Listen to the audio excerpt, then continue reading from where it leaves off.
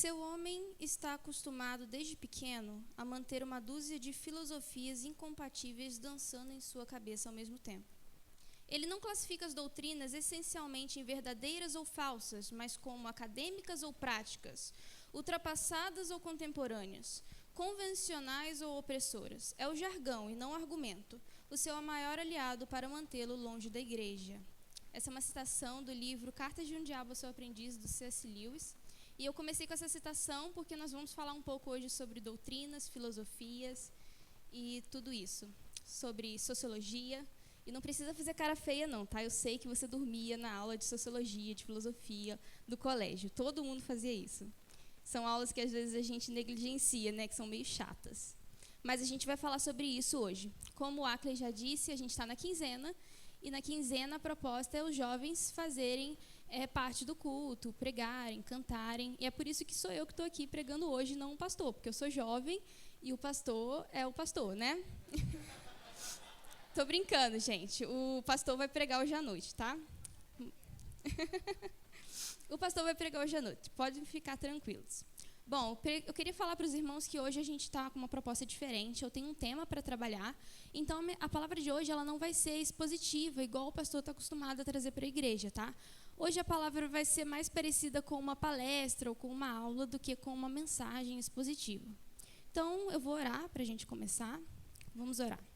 Senhor, meu Deus, muito obrigada por esse momento aqui, Senhor, que o Senhor possa conduzir minhas palavras, ó Deus, acalmar o meu coração, para que eu consiga, ó Deus, falar a Tua mensagem aqui nesse lugar. Em nome de Jesus, amém. Bom, o nosso tema é pluralismo e secularismo do dia a dia do cristão. São palavras que não estão no nosso cotidiano, tá? Mas eu vou explicar o que significam essas palavras e eu vou tentar explicar da melhor forma possível para que todos os irmãos entendam o que eu quero dizer. Mas antes de falar sobre o tema em si, eu quero começar com alguns conceitos. E o primeiro conceito é uma palavrinha que vai nortear toda a palavra dessa manhã que eu vou apresentar aqui para os irmãos. A palavra é pluralidade. O que é pluralidade? Quando eu falo assim, que aqui eu tenho um grupo de pessoas plurais, eu quero dizer que aqui dentro dessa igreja eu tenho um grupo de pessoas diferentes, certo?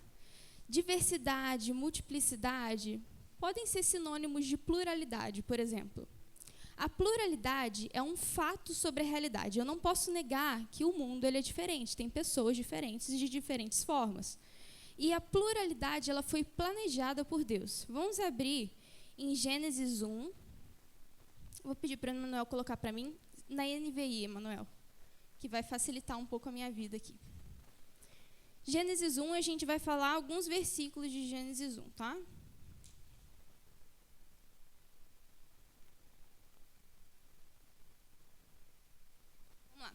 Primeiro versículo, 11 e 12.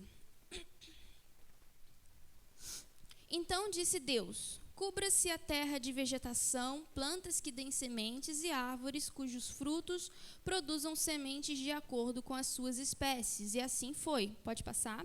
A terra fez brotar a vegetação, plantas que dão sementes de acordo com as suas espécies. As árvores cujos frutos produzem sementes de acordo com a sua espécie. E Deus viu que tudo ficou muito bom. Agora pula para o versículo 21, Emanuel, fazendo um favor. Assim Deus criou os grandes animais aquáticos e os demais seres vivos que povoam as águas de acordo com as suas espécies, e todas as aves de acordo com a sua espécie, e Deus viu que ficou tudo muito bom. Agora pula para o 25, nós vamos ler até o 27. Deus fez os animais selvagens de acordo com a sua espécie, os rebanhos domésticos de acordo com a sua espécie, e os demais seres vivos da terra de acordo com a sua espécie. E Deus viu que ficou tudo muito bom. Então disse Deus, façamos o homem à nossa imagem, conforme a nossa semelhança. Domine ele sobre os peixes do mar, sobre as aves do céu, sobre os grandes animais e toda a terra, e sobre todos os pequenos animais que se movem rente ao chão. Pode passar.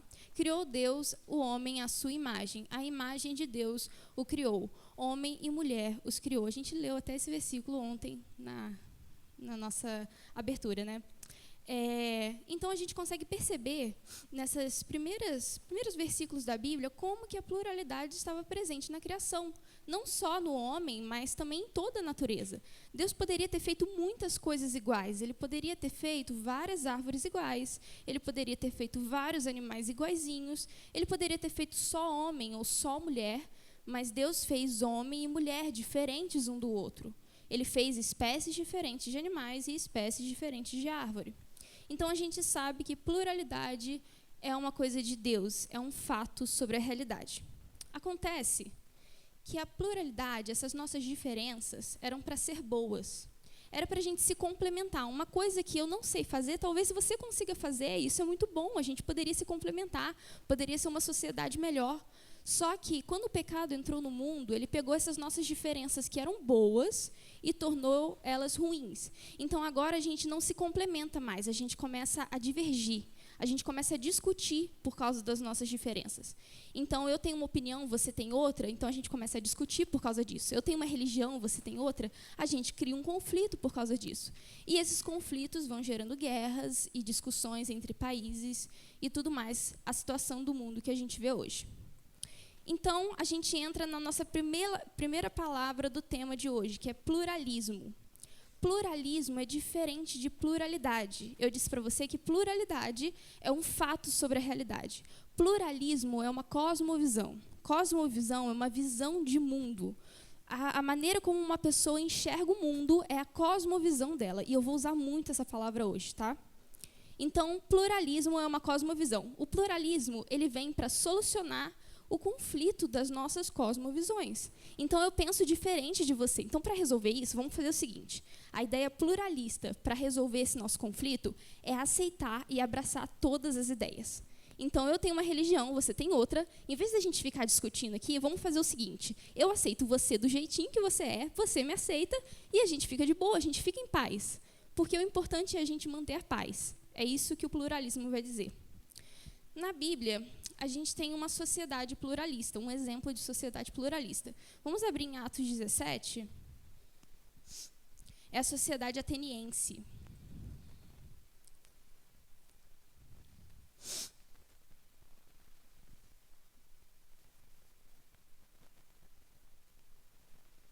Atos 17, vamos lá.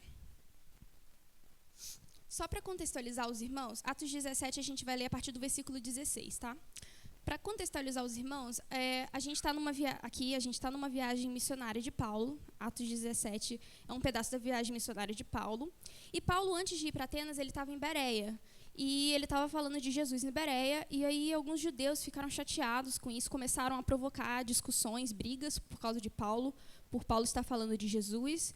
E eles queriam pegar Paulo. E alguns irmãos, para tentar proteger Paulo, tiraram eles às pressas de Bereia e levaram ele para Atenas, para ele esperar lá. Só que Paulo é missionário. Paulo não se contenta em ficar quietinho esperando.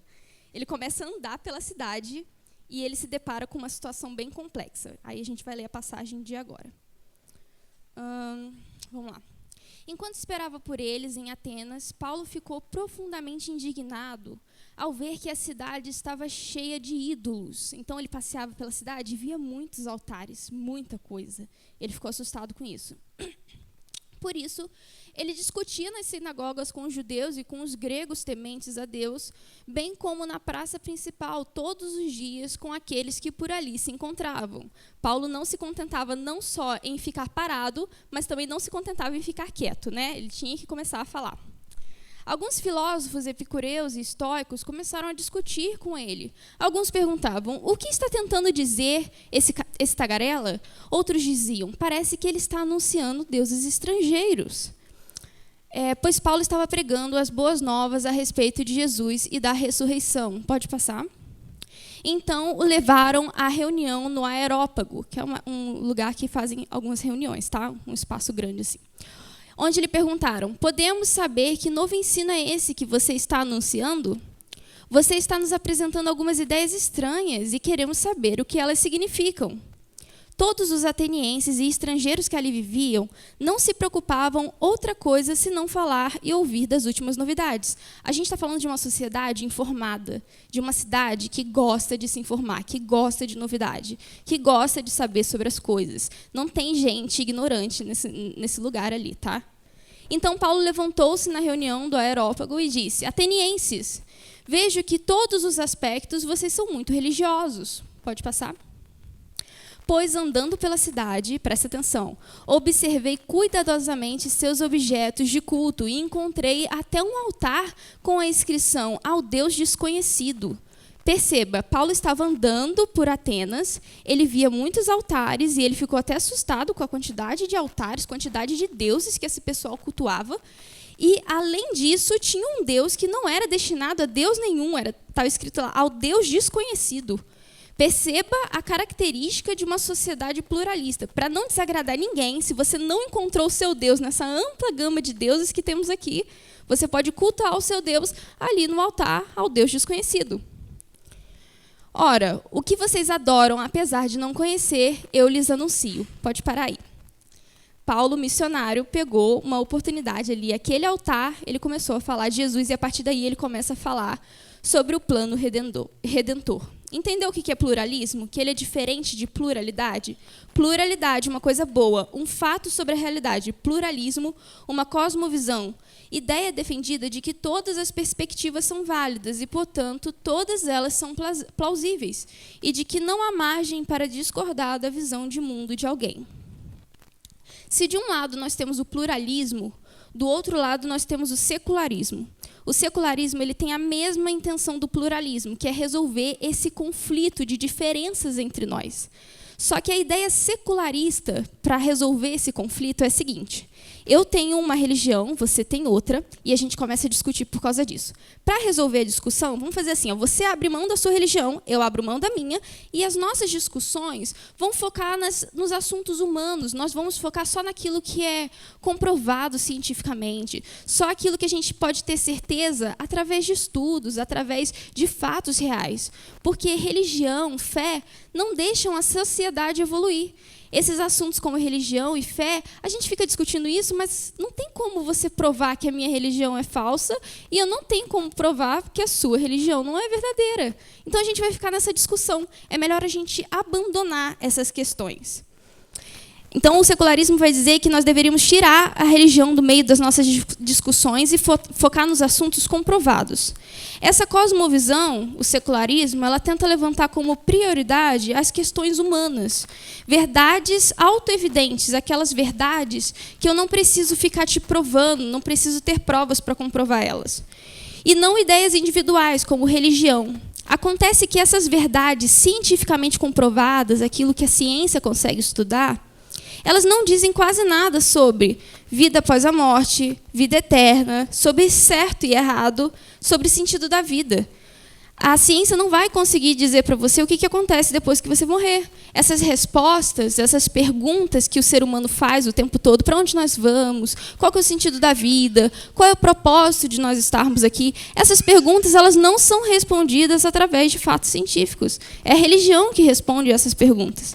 Por isso que uma sociedade secularista ela só funciona na teoria. Na prática, ela não vai manter a paz, vai continuar causando conflito. É interessante que a gente vê o pluralismo e o secularismo muito presentes na sociedade hoje. Eu não sei se você já reparou, tá? Mas elas estão presentes. Essas duas cosmovisões estão muito presentes na sociedade hoje. Mas a primeira pergunta que eu quero deixar para os irmãos hoje é por que, apesar da gente viver em um país que a maioria das pessoas são cristãs, por que essas duas cosmovisões dominam hoje a nossa sociedade? Mesmo em um país que se diz muito cristão. A gente entra nas casas e tem bíblias dentro das casas, às vezes tem cruz dentro das casas dos brasileiros. Por que, então, que essas duas cosmovisões são as cosmovisões que dominam e não a cosmovisão cristã? O secularismo e o pluralismo ela é condenada pelo cristianismo, tá? Não sei se você já reparou, mas ela é condenada. E para responder essa pergunta interessante que talvez você já tenha ouvido sobre o porquê que o mundo está assim, apesar da gente ser cristão, apesar da gente se dizer cristão, existe uma teoria, e aí eu vou falar para os irmãos uma teoria sociológica para responder essa pergunta, tá? Tem um escritor chamado Brian Walsh, que escreveu um livro chamado Uma Visão Transformadora. E nesse livro, esse escritor vai trazer uma teoria sobre cosmovisões na sociedade. ele vai dizer que existem 2 tipos de cosmovisões. As cosmovisões majoritárias e as minoritárias. Majoritário e minoritário não tem nada a ver com maioria ou minoria, tá? Ele vai dizer que cosmovisão majoritária é aquela cosmovisão que está presente em 3 esferas importantes da sociedade. E as minoritárias são aquelas que não estão presentes nessas 3 esferas. Simples assim, tá? Quais são essas 3 esferas importantes da sociedade? Primeira, mídia. Tudo que tem a ver com jornal, publicação de jornal, jornais impressos, jornais de televisão, quando você liga lá a sua televisão, redes sociais, blogs, notícias, tudo que diz respeito à informação que circula entre nós está dentro desse grupo, dessa esfera chamada mídia. Segunda esfera importante da sociedade, educação. Tudo que diz respeito à publicação de livros, professores de todas as áreas de ensino estão dentro dessa esfera chamada educação. E terceira e última é política. Política e direito. Todos os nossos deputados, prefeitos, presidentes, todos eles, vereadores, estão dentro dessa esfera chamada política. Todos os juízes, promotores, estão dentro dessa esfera também. Essas esferas, essas 3 esferas, mídia, educação e política, elas são importantes porque elas determinam a agenda de uma nação. São essas 3 esferas que falam para a gente como nós devemos pensar. Quais as informações que vão chegar até nós? Quais as informações que não vão chegar até nós? Aquilo que a gente vai consumir, são essas 3 esferas que vão determinar isso.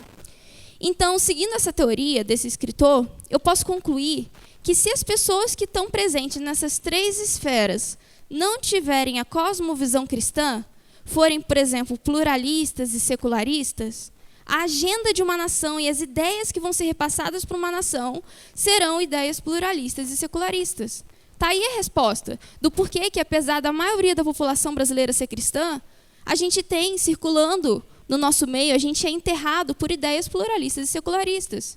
Agora, enquanto eu vou beber uma água, eu queria que você pensasse sobre quem são as pessoas que estão presentes nessas 3 esferas hoje na sociedade brasileira. Quem é que está na nossa mídia, quem é que está na nossa educação e quem é que está na nossa política.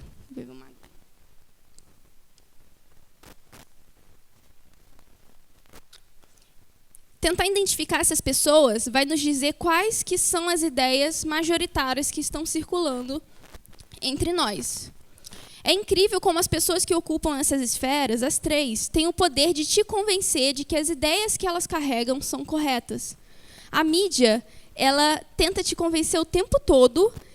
Na verdade, a mídia ela é extremamente pluralista e ela tenta te convencer o tempo todo de que a ideia que ela carrega é correta. A mídia ela precisa ser pluralista, porque ela precisa te convencer a comprar produtos. Então, você vai render renda para eles, tá? Não seja bobo achando que as pessoas que estão falando na televisão amam todas as pessoas, todos os jeitos de ser, porque não é assim que funciona. Eles precisam ser pluralistas para que você gere renda para eles, para que você compre produtos.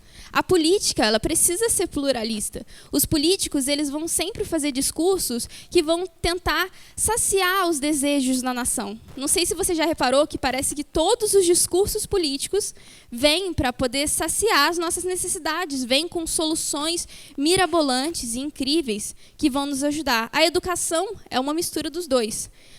De manhã você pode ter uma aula de filosofia que é pluralista, que vai circular um monte de ideias dentro de uma sala de aula. E à tarde você pode ter uma aula de biologia que é secularista. Eu tinha um professor que ele era professor de alguma dessas ciências, biologia, física e química, alguma coisa assim.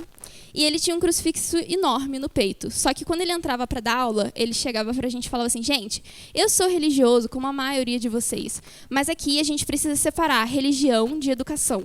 Então, a gente vai deixar a religião do lado de fora da sala e aqui dentro a gente só vai falar de ciência, daquilo que é comprovado, daquilo que é certo. E ele trabalhava com a religião como se fosse um conto, sabe? Gênesis era uma história de como o mundo foi criado, um conto, e não uma verdade. Então, ele ignorava completamente esses assuntos religiosos. É bom ouvir essas pessoas falarem. Muitas dessas pessoas que ocupam essas 3 esferas que eu citei, elas têm até uma boa dicção. É gostoso ouvir elas falarem. Elas estudam para falar para você, tá? Tem um livrinho interessante. Tá, depois eu falo desse livrinho. Mas essas pessoas estudam para falar e muitas vezes os argumentos que elas usam não são corretos. Nem tudo que elas falam é verdadeiro. mas elas falam bonito e a gente gosta de ouvir elas falarem. Outra experiência que eu tive, eu tinha um professor, e eu não sei se você já teve essa experiência, de às vezes não gostar de uma matéria. Eu não gostava de matérias relacionadas à área de humanas, mas alguns professores eu gostava, então eu ia lá por causa do professor, porque ele falava bonito, porque ele parecia dizer aquilo que eu queria dizer. E ele sempre falava, sempre trazia conhecimentos extras para a sala, e eu achava aquilo bonito, eu gostava daquilo. Então eu ia para assistir a aula dele, e era bom ouvir ele falar até eu perceber que ele tinha muitas incongruências na fala dele, então depois eu desencantei. Mas nós somos enterrados por essas ideias e convencidos delas. A gente é convencido justamente por causa dessa retórica, dessa forma de falar, dessa maneira como eles conduzem as conversas. Mas o meu intuito nessa manhã não é discutir diretamente se a sua identidade está em Cristo ou não, ou se você é salvo ou não. O meu intuito nessa manhã é levar a gente a refletir sobre até que ponto a gente carrega o nosso discurso cristão. Até onde nós vamos com uma cruz no peito? Até onde nós vamos com esse papo de cristianismo? Será que, de fato, a nossa cosmovisão é cristã? Ou, na verdade, nós somos pluralistas, incapazes de nos posicionar? Será que nós somos pluralistas ao ponto de deixar entrar até na nossa própria casa, na nossa própria mesa, assuntos, religiões diversas, coisas que não têm nada a ver com Cristo, só para tentar manter uma pseudo-paz na nossa mesa? Será que a gente deixa esses assuntos circularem dentro da nossa casa por causa do medo, por causa, às vezes, da nossa covardia de nos posicionarmos perante o rumo que o mundo está tomando?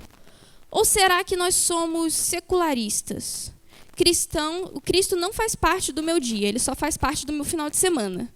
Cristo é parte da minha cultura. Eu venho aqui no domingo, eu assisto uma pregação e é bacana, e é legal, eu trago os meus filhos. Mas durante o meu dia, durante os meus pensamentos, durante a minha conversa, durante as minhas decisões que eu tomo durante a semana, Cristo não faz parte.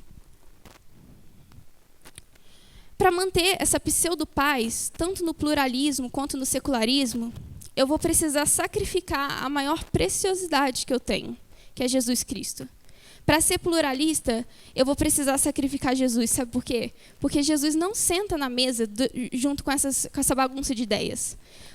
Talvez, se você for pluralista, você vai ter até mais gente frequentando a sua casa. Você vai ter até mais amigos se você não se posicionar. Se você aceitar todas as ideias, você vai ter mais gente frequentando a sua casa. Muito mais gente na sua mesa. Mas Jesus não vai ser uma dessas pessoas que vai estar frequente na sua mesa, tá?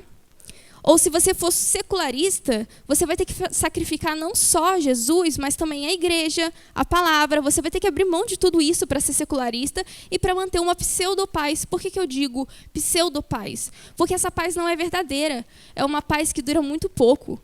O que são 80, 100 anos de bem-estar social, de paz com pessoas que estão em volta de mim, comparado a uma eternidade? Eu vou ter que sacrificar a eternidade de paz com Cristo para manter aquela paz na minha mesa. A verdade é que, apesar de tradicionalmente a igreja evitar assuntos polêmicos, uma hora nós vamos precisar nos posicionar sobre o rumo que o mundo está tomando. Uma hora nós vamos precisar nos posicionar sobre homossexualidade, aborto, religiões diversas, política, correntes filosóficas. Ou você acha que vai dar para levar esse discurso de tudo é amor para sempre? Não é assim que vai funcionar. E se a gente não se posicionar agora, a gente vai ter que aceitar ideias que ferem princípios cristãos na nossa casa, no nosso dia a dia, na nossa igreja. Se a gente não se posicionar, a gente vai ter que aceitar essas ideias. Porque são essas três esferas que estão dominando. Mas hoje de manhã, eu queria... Essas perguntas que eu fiz hoje para vocês, todas essas perguntas se nós somos secularistas ou não, essas perguntas, ou se nós somos pluralistas, são perguntas de autoavaliação. É para você levar para sua casa e refletir. Eu não vou responder elas por você. Quando eu estava escrevendo que eu ia falar hoje de manhã, eu me fiz essas perguntas e eu tentei refletir. Será que eu sou secularista? Será que eu sou pluralista? E eu me peguei em alguns momentos pensando. Peguei e falei assim, nossa, naquele dia eu pensei nesse assunto, nossa, eu fui tão secularista quando eu pensei nisso, eu queria tirar tanta religião do meio da minha discussão para tentar manter uma paz, assim? Ou eu fui tão pluralista, eu aceitei tantas ideias estranhas dentro da minha cabeça naquele momento? E essas perguntas são importantes, porque elas vão dizer muito de quem nós somos, aonde que está a nossa identidade de fato, que é o nosso tema. Mas hoje eu quero deixar 3 caminhos interessantes que vão nos ajudar a resistir em um mundo que está tão pluralista e tão secularista. Primeiro caminho. Se você não prestou atenção em nada do que eu falei até agora, não entendeu nada do que eu falei, não tem problema. Preste atenção nessa parte agora, que é a aplicação, que é um momento que você vai prestar atenção para levar para sua casa, para você aprender, tá? Primeiro caminho para resistir em um mundo pluralista e secularista. A sua identidade precisa, de fato, estar em Cristo. Um cristão verdadeiro, ele vive a palavra mesmo com medo da rejeição do mundo. Permanece na verdade, doa a quem doer. A gente só permanece em uma ideia quando aquela ideia faz sentido para a gente. Eu não vou protestar na rua por uma coisa que não faz sentido para mim. Eu não vou me posicionar por uma coisa que não faz sentido para mim. Por isso que a identidade do cristão precisa fazer sentido para você. 2 Coríntios 5,17. Coloca aí para mim, Emanuel, fazendo um favor.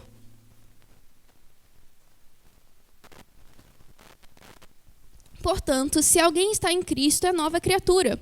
As coisas antigas já passaram, e eis que surgiu coisas novas, ideias novas, maneira de viver nova. Nós precisamos estar firmes nessa nossa identidade em Cristo. Segundo caminho interessante, nós precisamos estudar.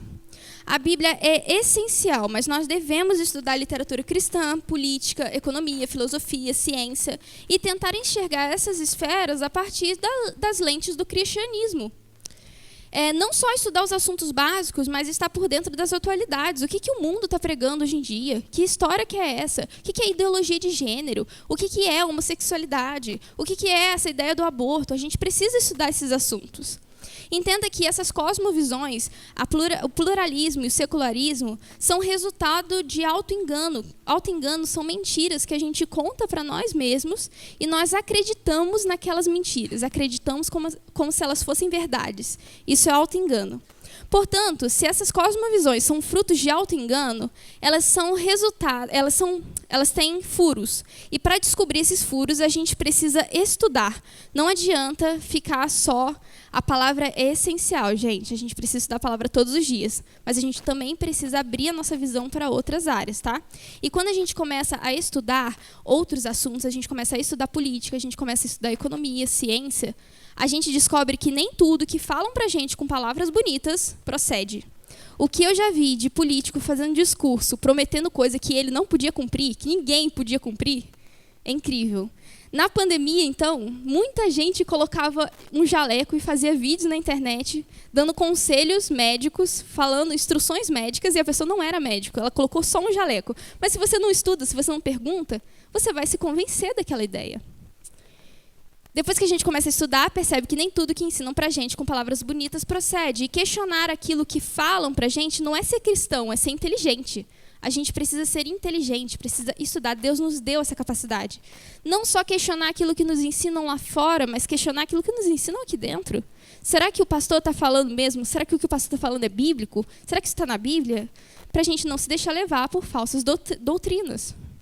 Terceiro, sua intimidade com Deus precisa estar forte. Quando estamos com a nossa intimidade fortificada, é mais fácil identificar quando alguma coisa condiz ou não com as verdades do Evangelho.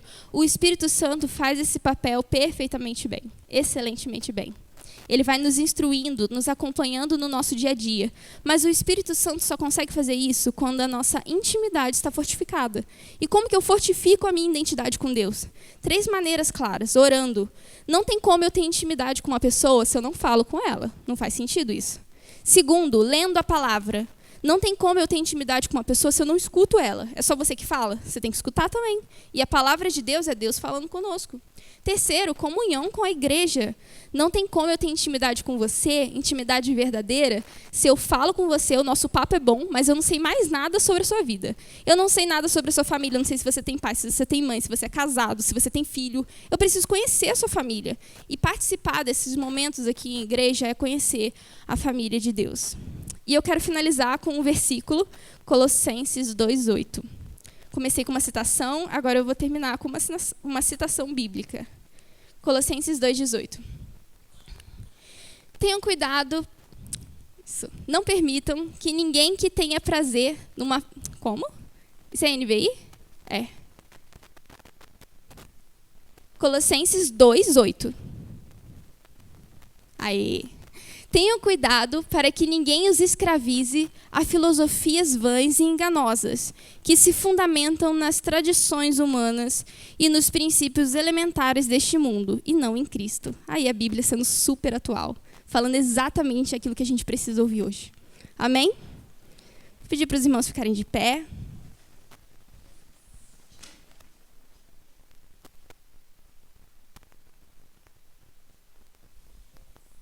Vou chamar o pastor, então.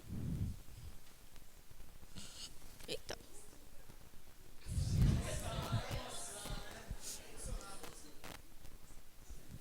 Queridos, bom dia a todos. Deixa eu falar uma coisa para vocês. Isso que a Paula falou aqui é o que o teu filho encontra na faculdade. Você entendeu isso? Isso que ela falou aqui é o que os seus filhos encontram na faculdade. E que muitas vezes você não entende. Por que você criou ele na igreja e quando chegou lá na faculdade ele desviou? Ela deu a resposta toda aqui para vocês agora. Então, pai e mãe, tem que abrir a cabeça e começar a estudar essas coisas que estão rolando, para que a gente consiga interagir com os filhos da gente, conversar com os filhos da gente e colocar eles numa reta. Tá certo? Era eu ou era você mesmo? Se quiser, eu passo para ele. Não? É eu não? Desculpa, é o pastor jovem. Depois eu quero conversar com seu pai sobre isso. Hein? Vamos orar ao nosso Deus. Pai, muito obrigado, Deus, por esta manhã aqui na tua presença, por tudo que nós ouvimos, um alerta, uma coisa tão atual para nós, Deus. Principalmente, Pai, porque muitos pais crentes têm perdido seus filhos nas faculdades. E muitas vezes, ó Deus, nós não entendemos como que o mundo está funcionando. Nós estamos às beiras, ó Deus, de eleições. E a gente precisa ter uma visão muito clara do que está acontecendo, Deus. Eu louvo ao Senhor por essas palavras e peço que o Senhor aplique isso no coração dos teus filhos aqui nesta manhã. Nós oramos em nome do poderoso Jesus Cristo, hoje e sempre. Amém. Pode despedir da pessoa que está do teu lado, deseja